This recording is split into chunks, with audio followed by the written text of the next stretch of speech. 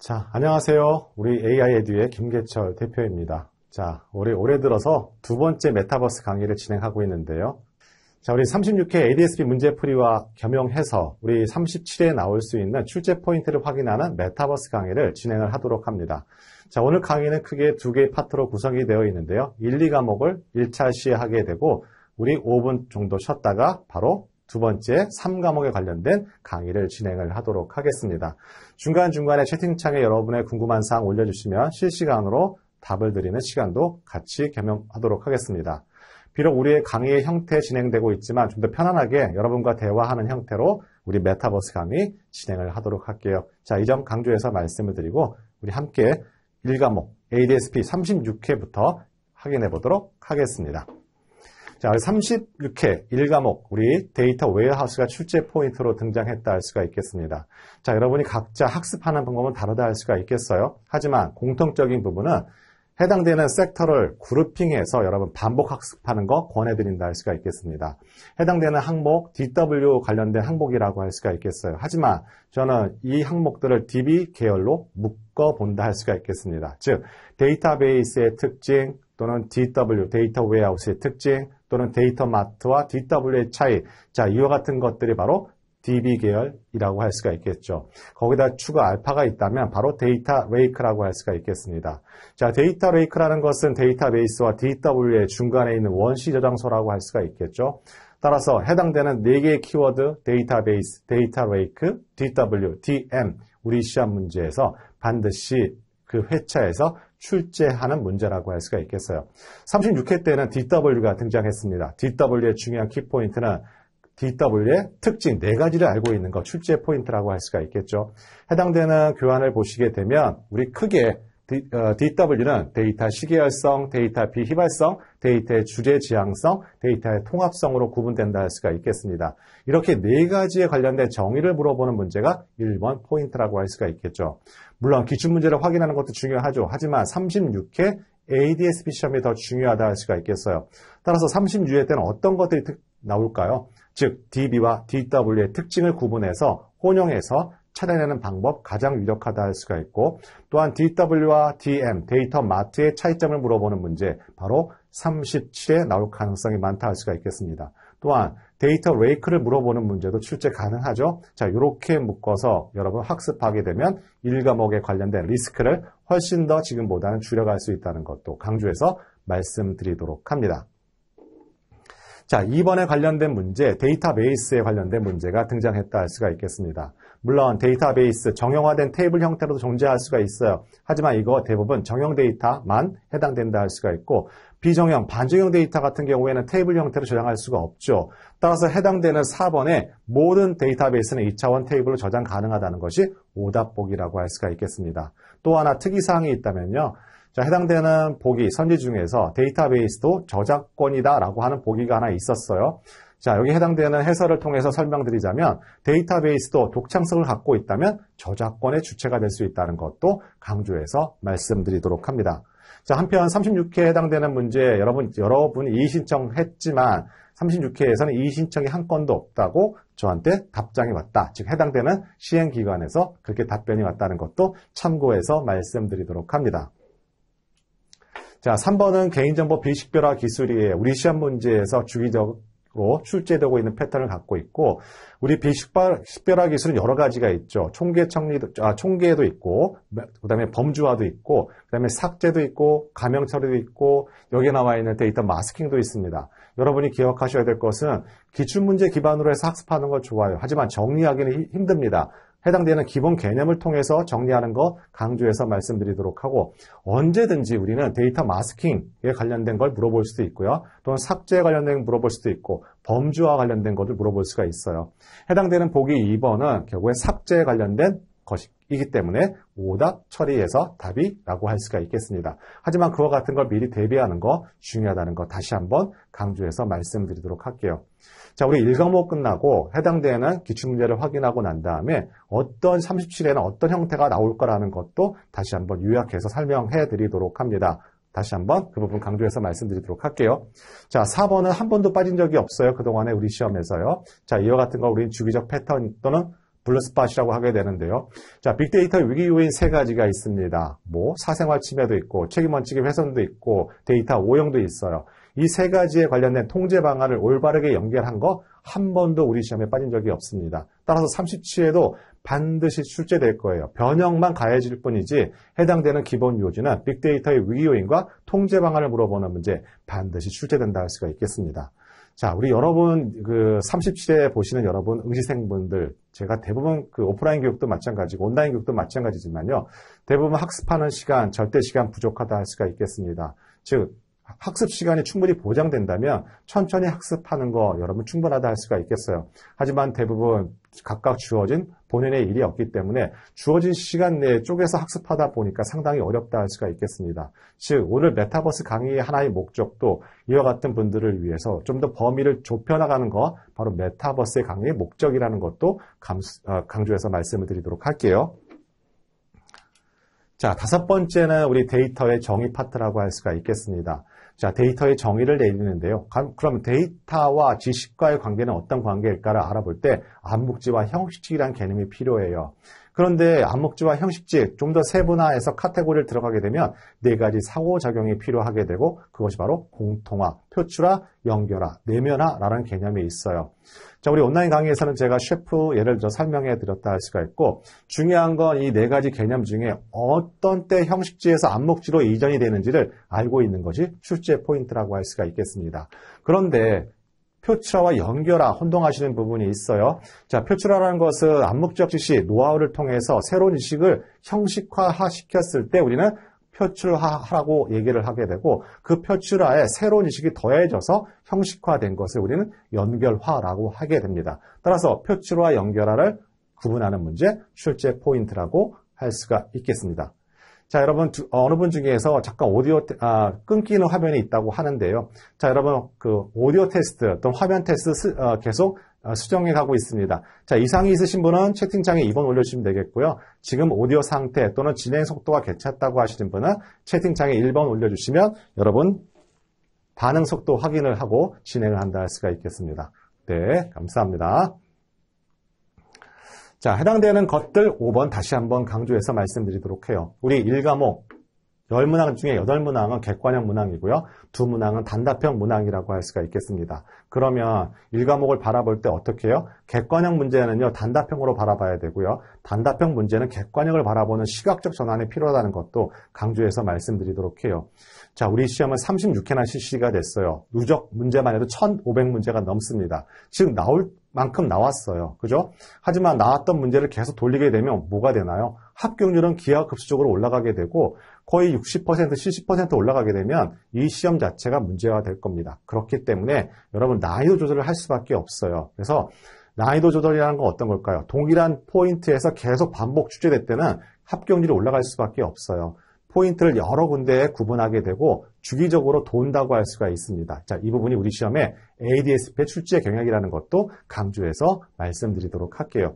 따라서 1과목 끝나고 우리 37회 때 어떤 것들이 여러분이 꼭 학습해야 되는 출제 포인트도 강조해서 설명드린다 할 수가 있겠습니다. 자, 6번 문항 빅데이터 영향에 대한 설명으로 옳은 것은 물어봤습니다. 자, 우리 교재에 보시면 빅데이터 영향 우리 출제 포인트는 기업에 있어요. 빅데이터가 어떤 활용사를 갖고 있는지 기업에 있어서 두 번째는 정부에서 이와 같은 빅데이터 어떤 영향을 받고 있는지도 중요합니다. 또한 개인도 각자 목적에 따라서 빅데이터를 활용한다 할 수가 있겠죠. 결론적으로 이와 같이 개인과 기업과 해당되는 우리 정부 결국에는 생활 전반의 스마트화가 맨 마지막에 귀결점이자 방점이라고 할 수가 있겠습니다. 자, 이와 같은 유형의 문제 우리 거의 3년에 한 번 정도 나올까 하는 문제가 6번 문제에 해당된다 할 수가 있겠습니다. 따라서 우리 해당되는 1과목, 2과목, 3과목 때도 강조해서 말씀드리지만 가중치 있는 포인트를 우리 정렬을 해서 가장 핵심적인 부분들 반복적으로 출제되는 문제를 추려내는 것이 가장 중요해요. 그렇게 해야만 가성비 있는 학습이 가능하다는 것도 강조해서 말씀을 드리도록 합니다. 자, 7번은 우리 데이터 사이언스 계열이라고 해요. 즉 데이터 사이언스 계열이라는 것은 데이터 사이언스의 정의, 두 번째는 데이터 사이언스와 통계학의 차이점, 또는 데이터 사이언스와 데이터 마니의 차이점, 포인트라고 할 수가 있고, 또한 데이터 사이언티스트의 요구 역량도 같은 계열이라고 할 수가 있겠습니다. 크게 데이터 사이언티스트의 역량이라는 것은 하드 스킬과 소프트 스킬을 구분하게 되고 우리 시험의 초점은 소프트 스킬에 방점이 찍혀져 있다는 것도 강조해서 말씀드리도록 할게요. 자, 그래서 적용 데이터만을 대상으로 한다는 것은 통계학의 특징, 바로 데이터 사이언스의 구분이라는 것도 강조해서 말씀을 드리도록 합니다. 자, 8번은 데이터의 정의와 관련된 부분이라고 할 수가 있겠습니다. 데이터는 크게 두 가지 특징을 갖고 있다고 해요. 개별 사실로서의 객관적 사실, 즉 존재론적 특징이라고 하게 되고요. 이런 사실들이 개별 데이터들이 모여서 서로 비교할 때 어떤 결과의 추정이나 추론을 할 수 있는 특징을 갖고 있는 것, 단기적 특징이라고 하게 돼요. 하지만 개별 데이터 그 자체로는 중요하지 않은 객관적 사실이라는 거 이미 16회 때 한번 출제된 내용들 반복해서 출제된 문항이라고 할 수가 있겠습니다. 자, 우리 감답형 문항 확인해 보도록 할게요. 우리 9번 문항을 보게 되면 이미 여러 번 출제됐던 문항이 출제됐어요. 바로 사물 인터넷과 관련된 정의를 물어보는 문제가 라고 할 수가 있고 우리는 앞에서 이미 3번 정도 동일 무형의 출제 유형이라는 것도 강조해서 말씀드리도록 합니다. 한 가지 팁이 있다면 단답형은 가능하다면 영어 말고 한글로 추천드린다 할 수가 있겠습니다. 자, 우리 해당되는 여러분 실제 환경에 가보시면 굉장히 긴장된다 할 수가 있겠죠. 직장인들 같은 경우 오래간만에 그 시험 환경을 접해보시게 될 거예요. 그러다 보면 알고 있는 너무 쉬운 우리 영어 철자도 깜빡하고 잘못 쓸 수가 있어요. 그러면 전체 오답 처리되고 가능하다면 한글로 답안을 제출해 주실 걸 다시 한번 추천해서 말씀을 드리도록 합니다. 자, 10번 문항도 우리 기존에 있는 기출문제에서 반복되어 있는 문제라고 할 수가 있겠습니다. 블록체인과 관련된 문제, 이미 16회에도 한번 출제된 문제라고 할 수가 있겠죠. 이와 같은 유형의 문제, 1과목에서는 시사적인 부분들이 꼭 한두 문제에 출제될 가능성이 높아요. 물론 10문항 다 득점할 수는 없지만 기본적으로 제가 목표로 하고 있는 문항 수는 7문항이라고 할 수가 있겠습니다. 자, 이 점 강조해서 말씀드리도록 하고 그러면 우리 36회의 특징을 한번 요약해서 설명드리도록 합니다. 자, 36회는 약간의 특징을 갖고 있어요. 36회 출제 분석보다는 36회의 출제 기반을 통해서 37회에 어떤 것들이 나올지 예상해 보는 게 오히려 더 중요한 지금 시간이라고 할 수가 있겠습니다.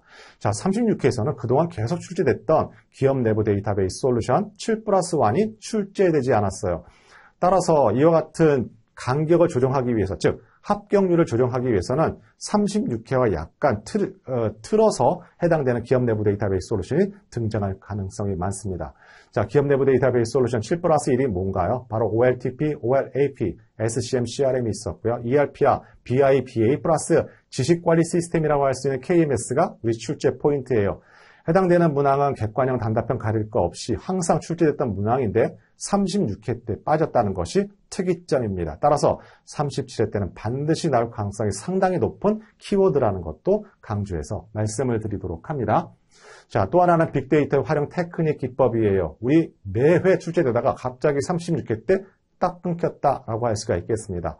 따라서 37회 때는 36회에 출제되지 않았던 영역을 찾게 될 것이고 빅데이터 활용 테크닉에 관련된 부분, 연관규칙, 유형 분석부터 시작해서 SNA 분석까지 출제될 가능성이 상당히 높아요. 따라서 해당되는 걸 리스트로 간단하게 요약 정리하게 되고 그걸 반복 학습하는 거 바로 합격의 지름길이라는 거 강조해서 말씀드리도록 합니다. 자, 세 번째는 빅데이터가 만들어낸 본질적인 변화 4가지예요. 이것 역시 매회 출제된 패턴은 아니지만 적어도 1년에 4회 중에 2번은 반드시 출제되는 키워드라 할 수가 있겠습니다. 따라서 36회에 쉬었기 때문에 37회에 나올 가능성이 상당히 높아요. 이 점 강조해서 말씀드리도록 합니다. 자, 또 하나 데이터 사이언티스트의 하드 스킬과 소프트 스킬이 이번 차시에 빠졌습니다. 역시 이 시험도 하드 스킬과 소프트 스킬을 물어보는 문제 키워드도 1년에 2번 정도 나오는 출제 포인트예요. 따라서 36회에 등장하지 않았지만 37회에 나올 가능성이 상당히 높은 키워드라는 것도 강조해서 말씀을 드리도록 합니다. 자, 마지막 우리 시사적인 부분 한 가지 포인트를 잡자면 데이터 3법이라고 할 수가 있겠죠. 아마 여기 계신 분 직장인들 계실 거예요. 개인정보법 필수과정이라 할 수가 있고 자, 데이터 3법은 빅데이터 분석기사 필기 파트에 한번 출제된 문항이라고 할 수가 있겠습니다. 따라서 호불호가 갈리지 않는 데이터 3법을 물어보는 문제, 객관형 문제로 출제될 가능성이 많다. 바로 37회 예상해 본다 할 수가 있겠습니다. 자, 이와 같이 1과목 짤막하게 요약해 본다 할 수가 있고 우리 1과목의 출제 포인트는 해당되는 기출문제에 나왔던 내용들 또는 향후에 나왔던 이제 37회 예상되는 키워드를 중심으로 해서 정리하는 것 다시 한번 강조해서 말씀드리도록 합니다. 우리 1과목은 2과목에 비해서 약간 분량이 좀 많아요. 하지만 센텐스, 문장 한두 개로 간단하게 요약 정리를 해서 답을 할 수 있는 것이 대부분이기 때문에 1과목 소홀히 할 수 없고 여러분 꼼꼼하게 학습하는 거 다시 한번 강조드리면서 2과목으로 넘어가도록 하겠습니다. 자, 2과목은 특징적인 부분들이 있어요. 여러분 과락이 가장 많이 발생하는 부분이고요. 여러분 해당되는 시험날 보게 되면 복원을 하게 되고 여러분 정답안이 가답안이 올라오게 되면 그동안에 3, 4년 동안 그 결과물에 관련해서 수험생들 또는 의시생들 대부분 보면 2과목에서 과락이라는 대답이 상당히 많습니다. 그거는 여러 가지 이유가 있어요. 2과목에서는요. 일단은 기본 개념들이 각각 내용들이 많아요. 한 문제를 득점하기 위해서요. 그러다 보니까 그냥 대충 문제를 읽게 됩니다. 내용들을 이해하려고 해요. 그러다 보면 우리 시험 문제에서는 지엽적인 부분들이 출제가 되고 2과목에서는 굉장히 난이도 있게 느껴져요. 따라서 2과목은 1과목에 비해서 시험 범위가 좁아요. 작아요. 대신에 꼼꼼하게 학습해야 되고 거의 해당되는 교재의 내용을 거의 완벽하게 이해하고 암기해야 된다는 것도 강조해서 말씀드리도록 합니다. 하지만 해당되는 출제 키워드는 역시 2과목에도 정해져 있어요. 자, 이 점 다시 한번 말씀드린다 할 수가 있고 2과목 진행해 본다 할 수가 있겠습니다. 자, 여러분 제 목소리 잘 들리시면 채팅창에 1번 올려주시면 여러분 반응 확인해 가면서 진행한다 할 수가 있겠습니다. 자, 매일 녹화 진행하다가 이렇게 여러분과 라이브 진행하니까 진짜 사람 사는 것 같다는 생각이 들고요. 자, 여러분 궁금한 사항 언제든지 채팅창에 올려주시면 자, 여러분한테 답변을 드리도록 할게요. 자, 이건 비록 ADSP 문제뿐만 아니라 빅데이터 분석 기사 ADP도 마찬가지예요.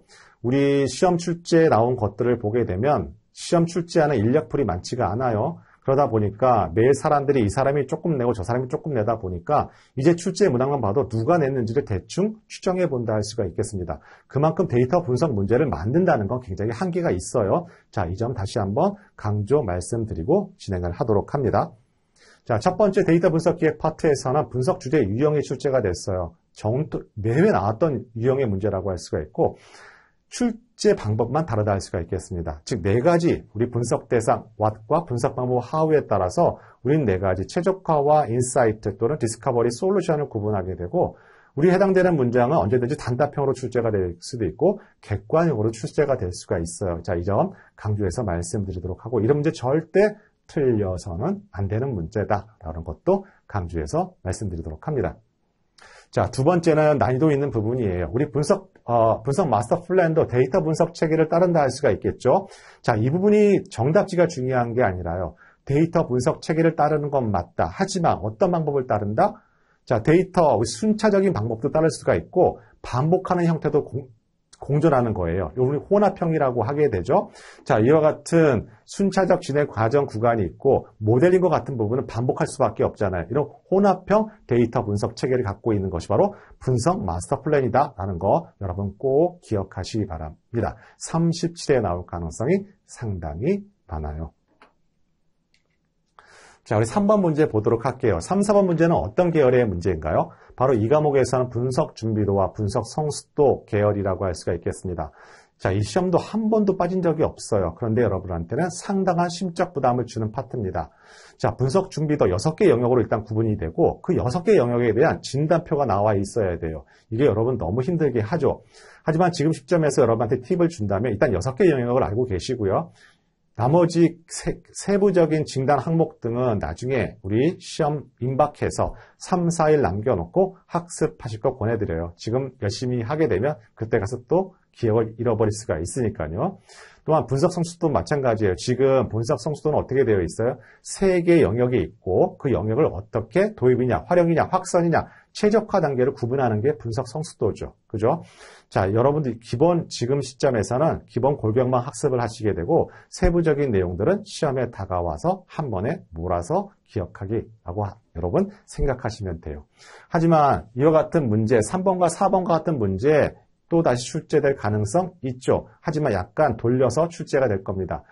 자, 이 분석 준비도와 성숙도를 이용하게 되면요. 굉장히 여러 가지, N가지의 문제를 만들어낼 수가 있어요. 따라서 이런 걸 노리는 거죠. 출제하는 사람들은요. 하지만 더욱이 알파, 여러분이 기억하셔야 될 것은 무엇이냐면 이번 차시에 나올 가능성이 많은 키워드가 하나가 있는데요. 분석 준비도와 성숙도를 통해서 우리는 해당되는 기업을 진단하게 돼요. 도입형이 될 수도 있고 확산형이 될 수도 있어요. 자, 이와 같은 네 가지 타입으로 구분하게 되는데요. 그 네 가지 타입에 관련된 부분 고유명사고 반드시 여러분 기억하시기 바랍니다. 이번에 나올 출제 유형이라고 할 수가 있겠습니다. 자, 3번은 해당되는 분석 성숙도에 관련된 부분이에요. 즉 전혀 엉뚱한 것을 보기로 해서 오답 고르는 문제.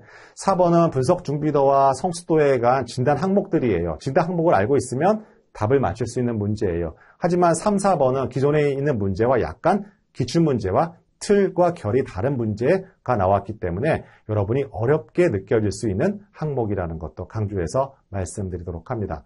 하지만 우리 100점을 요구하는 게 아니에요. 그죠? 적어도 이 과목도 역시 7문항을 목표로 한다 할 수가 있겠습니다. 하지만 매회 출제되는 걸 하나씩 넘버링하게 되면 최소한 6개 정도 나와요. 나머지 4개는 어떻게 해요? 기출문제를 통해서 보완을 해주는 형태가 바로 이 과목이라는 것도 강조해서 말씀을 드리도록 할게요. 자, 5번에는 분석과제 정의서예요. 분석과제 정의서를 단독으로 물어볼 수도 있어요. 객관형으로. 하지만 분석과제 정의서라는 게 어느 단계에 필요한 건지 어느 단계의 중간물인지를 확인하는 거 중요하고 분석과제 정의서를 어떻게 작성하는지도 알고 있어야 합니다. 우리 이 과목은 상향식과 하향식 접근 방식이 있고 순서가 디자인 띵킹 방식이 있어요. 이걸 통해서 우리 분석 과제 거리를 발굴하게 되죠.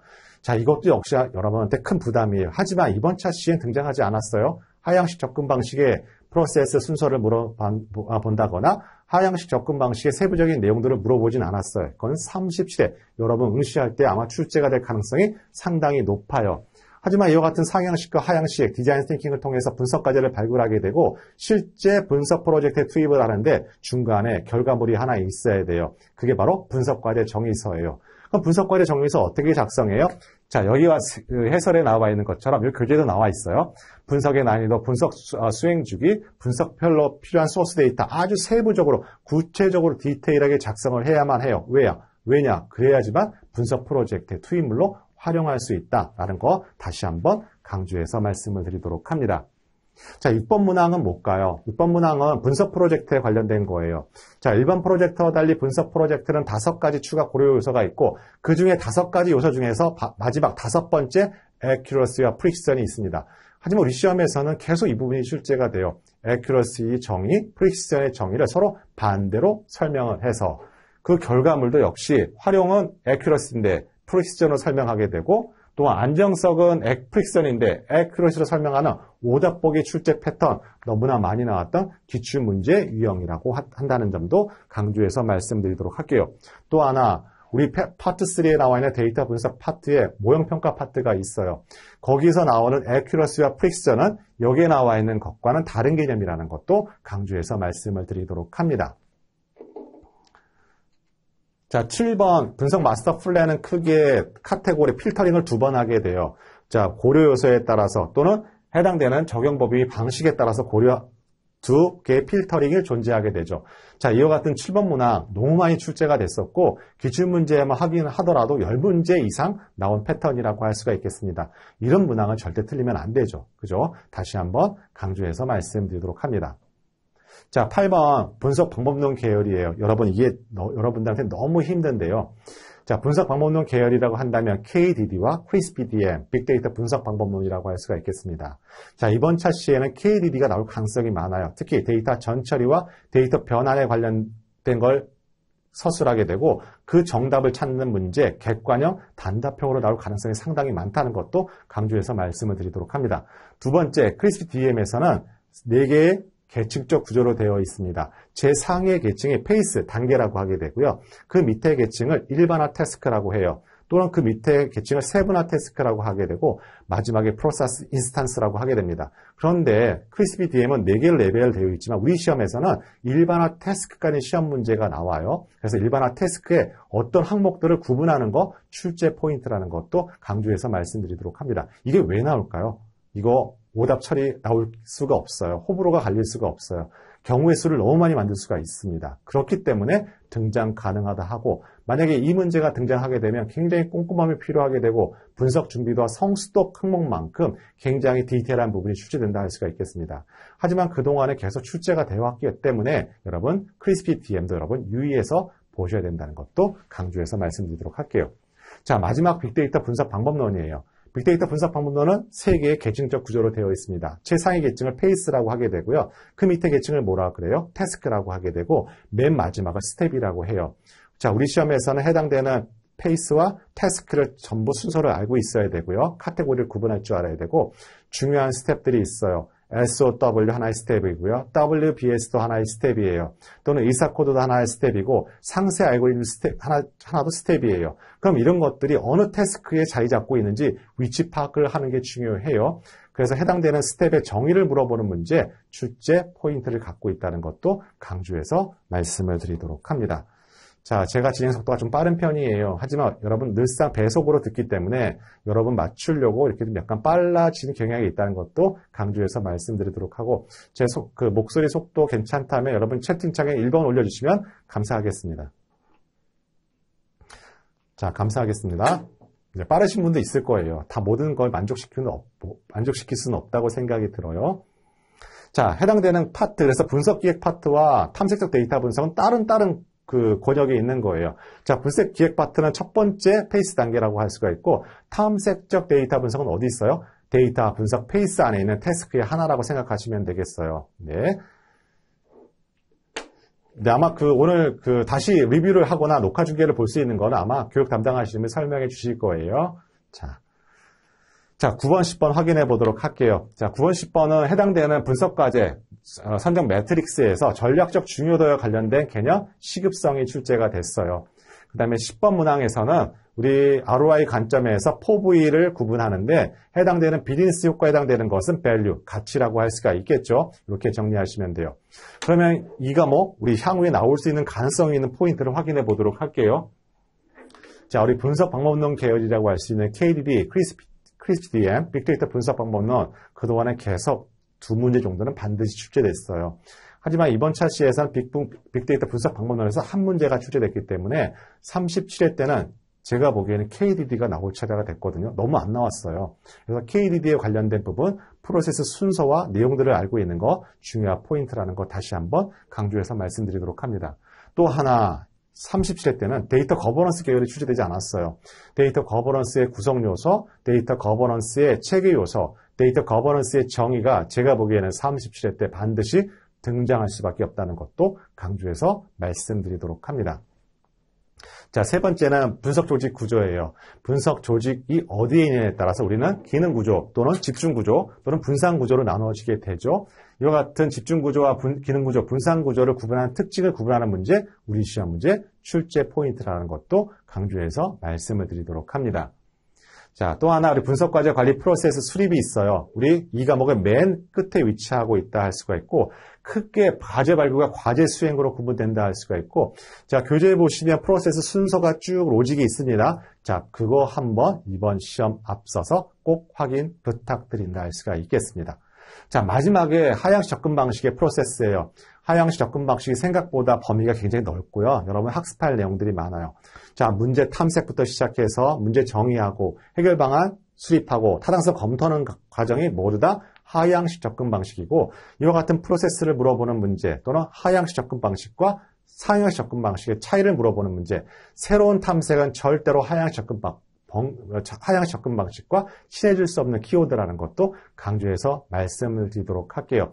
이렇게 1과목에 비해서 2과목은 굉장히 디테일한 부분이 많이 있어요. 그러다 보니까 여러분이 급하게 반복 학습을 할 수 없게 되고 계속 과락이 발생하는 악순환이 발생한다는 거 다시 한번 강조해서 말씀을 드리도록 하고 적어도 이번 37회만큼은 이 과목을 꼼꼼하게 학습을 하셔서 이 과목 시험 끝나고 나서도 이 과목이 과락이 됐다는 그런 코멘트는 없었으면 하는 게 제 바람이라고 할 수가 있겠습니다. 자, 이 점 다시 한번 강조해서 말씀을 드리도록 하고 우리 5분 있다가 우리 바로 데이터 분석 3과목 진행을 하도록 하겠습니다. 자, 5분 이때 뵙도록 하겠습니다.